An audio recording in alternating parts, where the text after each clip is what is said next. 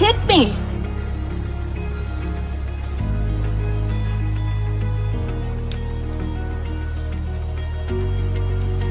Hey, Sarah. Yeah. You all right? Yeah, just didn't sleep well last night. What's up? Line 1's down again. It's jammed. Can you check it out? Yeah, I'm on it. Sarah. Yeah. Thanks.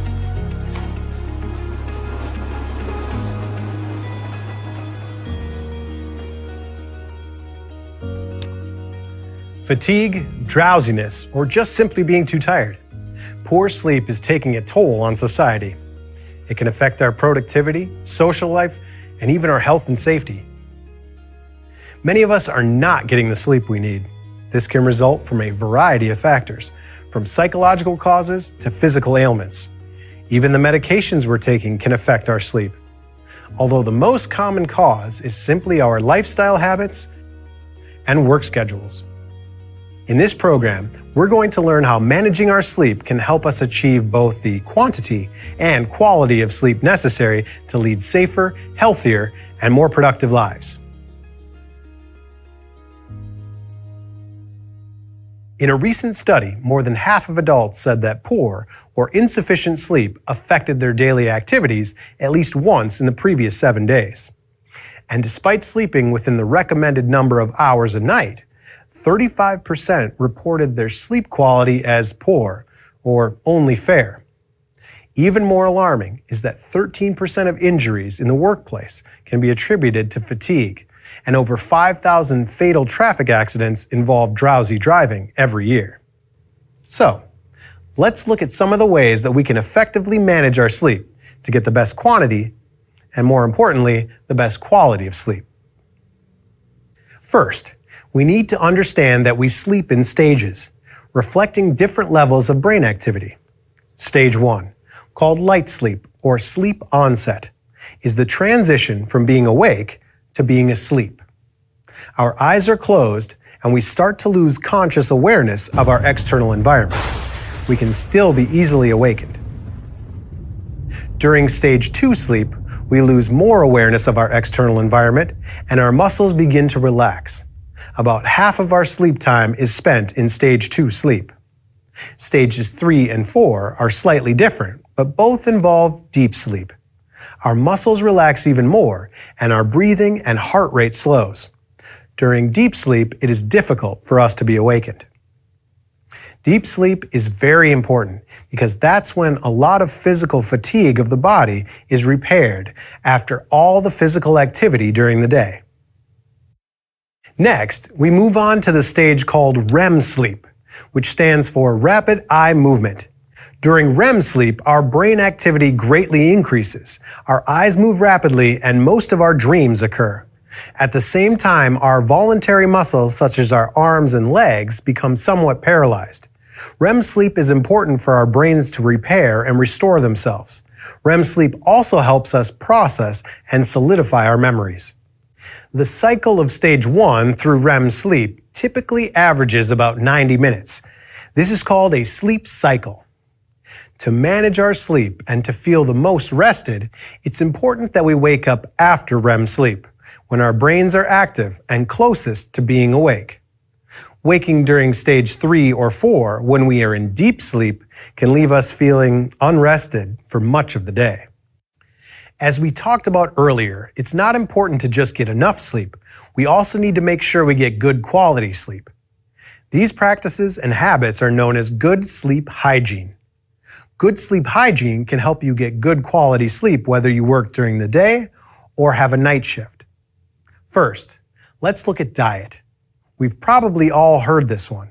Avoid stimulants such as coffee, nicotine, and alcohol.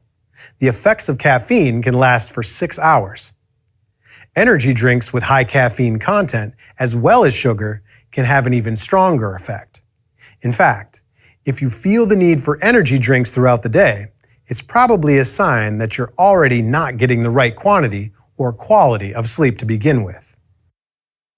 Avoid eating several hours before bedtime. If you do have an occasional snack before bed, avoid rich foods. It's best to be consistent with your sleep schedule. Going to sleep and waking at the same time each day trains your body to set its clock accordingly. Maintaining the schedule on weekends and days off will help you start your week refreshed and alert as well. Your sleep environment is very important. Make your bedroom into a sleep-inducing space. A dark and cool room around 70 degrees will encourage sleep. Even small lights can affect your ability to fall asleep and can disrupt your sleep cycles. Avoid light from clocks or cell phones.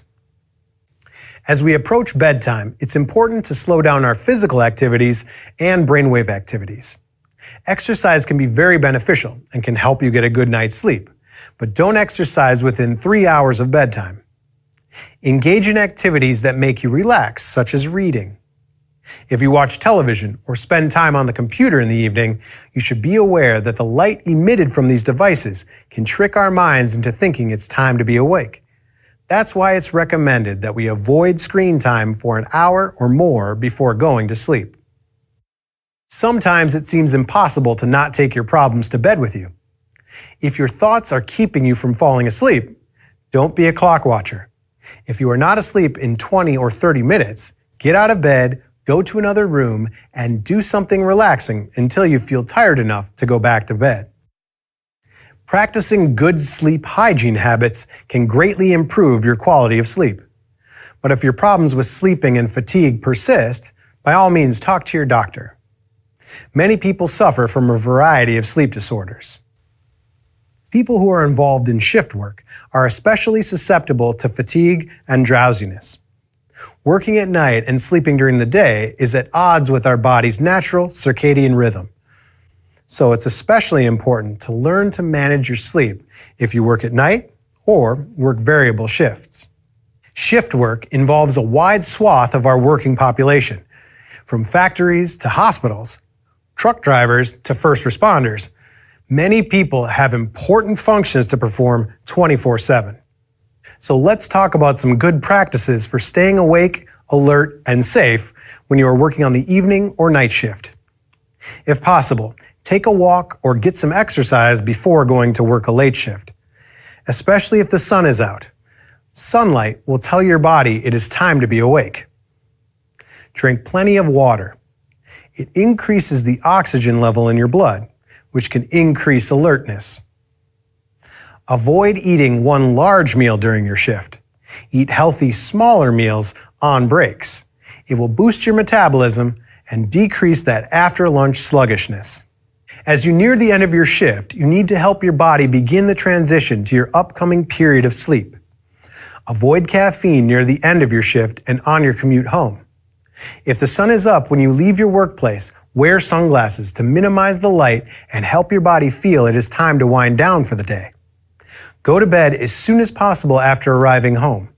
Make sure your bedroom is dark, quiet, and cool. Some people find white noise machines or fans help to drown out external noises. Well, we hope you learned something about all the things that affect our sleep, both the quantity and the quality.